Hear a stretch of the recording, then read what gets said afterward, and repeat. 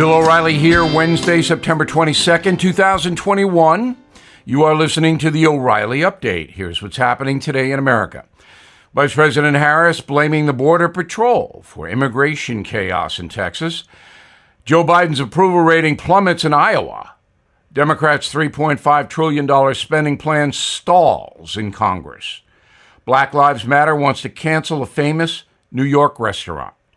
Also ahead, the worst political feud we've seen. Pelosi versus Trump. But first, Vice President Harris telling reporters she's, quote, deeply troubled by the treatment of Haitians at the U.S.-Mexico border.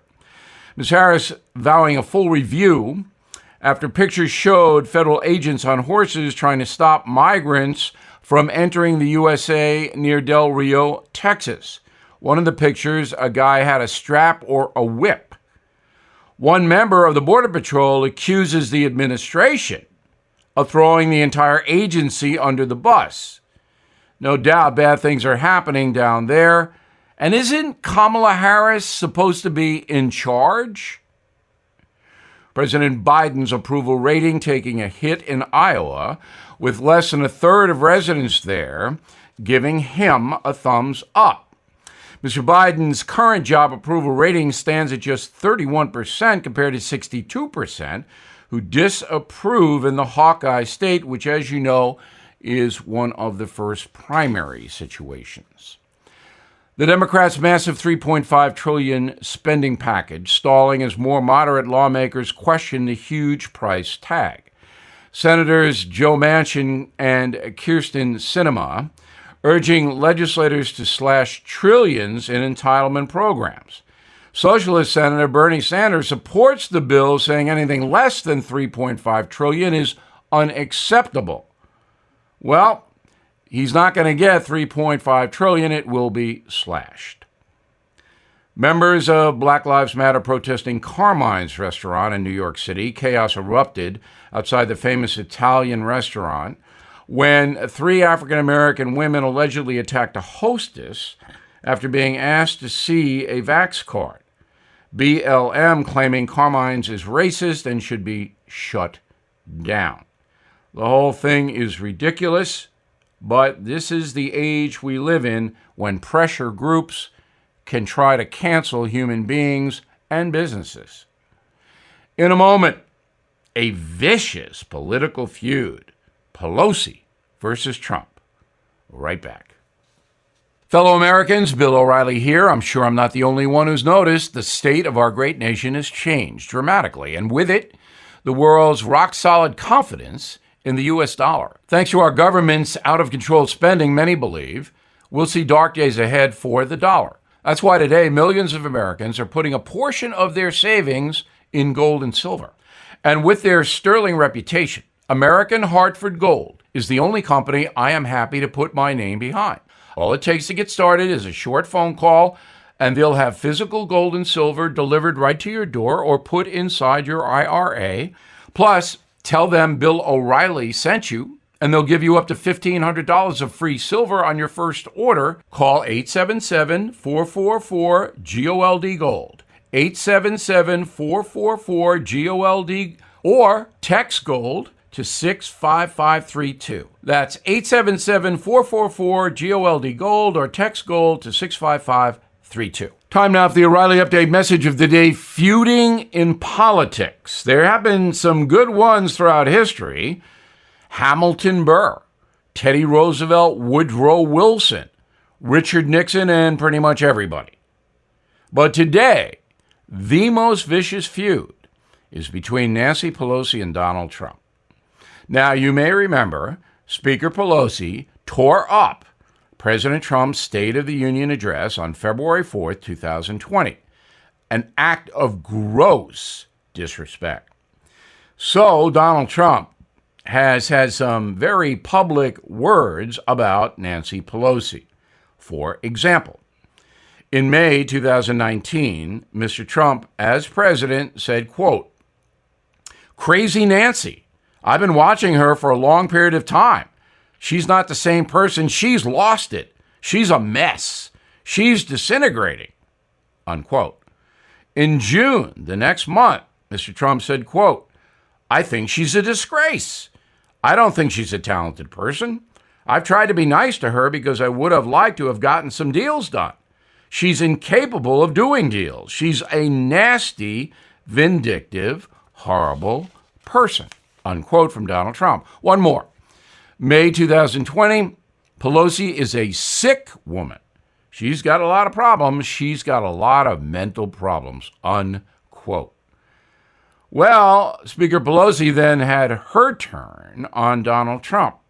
February 2020, quote, "He has shredded the truth. He's shredding the Constitution with his conduct. The president is an ongoing threat to our national security." May 2020, "He's morbidly obese." September 2020, "He knows he's crazy. It's so self-evident. Everything he calls anybody lazy, crazy. I think it's a really sad, sick situation." So you can see the level of discourse between Nancy Pelosi and Donald Trump.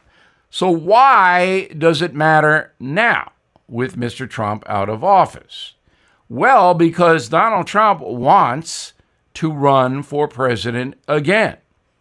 And it's possible.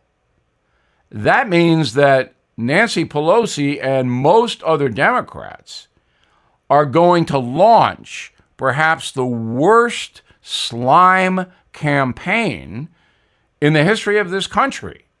And Donald Trump is not going to pull back. He will confront it slime for slime.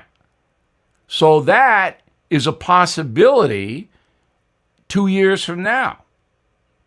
The Democrats really despise Donald Trump. Everybody knows that.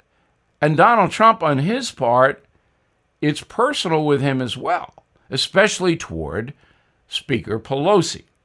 So this is not going to get any better, and it may get a lot worse, and that hurts the country. Once again, Donald Trump does want to run for president again. He told me that. Whether that will be possible, I don't know.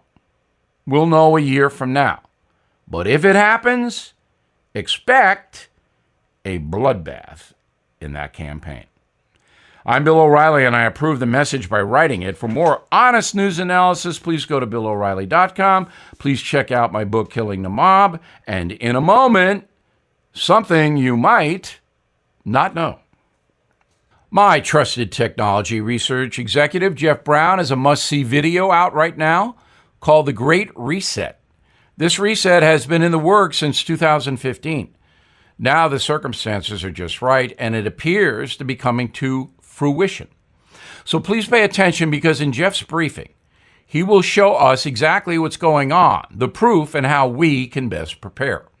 He'll also give us the name of an investment he believes we must own if we hope to have any chance at preserving our hard-earned cash.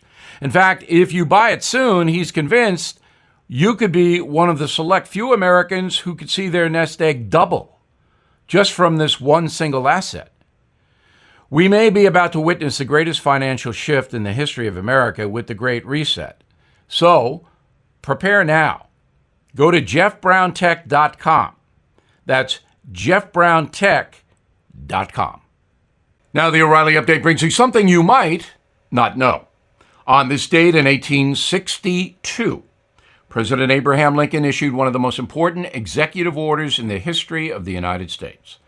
The 100-word statement known as the Emancipation Proclamation. Here's how Lincoln's order came about. After his first election, Abe did not believe the president had the constitutional authority to end slavery, claiming the decision should be left to the individual states. Well, that changed after the outbreak of the Civil War, when the South seceded from the Union. The president issued his proclamation not as the chief executive, but as the commander-in-chief of the Army and Navy. According to Mr. Lincoln, he now had the power to free enslaved people as, quote, a fit and necessary war measure for suppressing said rebellion, unquote. On September 22, 1862, President Lincoln issued the following declaration, quote, all persons held as slaves within any state or designated part of a state, the people whereof shall then be in rebellion against the United States, shall be then thenceforward and forever free, unquote. Now, the proclamation applied to 3.5 million enslaved African Americans held captive across the country. The statement outraged many whites who saw it as the beginning of a race war. It energized abolitionists, however, and undermined Europeans that wanted to intervene to help the Confederacy. And here's something else you might not know. While the Emancipation Proclamation did end slavery in the South, slavery was allowed to continue in other parts of the country. Lincoln's executive order as commander-in-chief applied only to 10 states in open rebellion.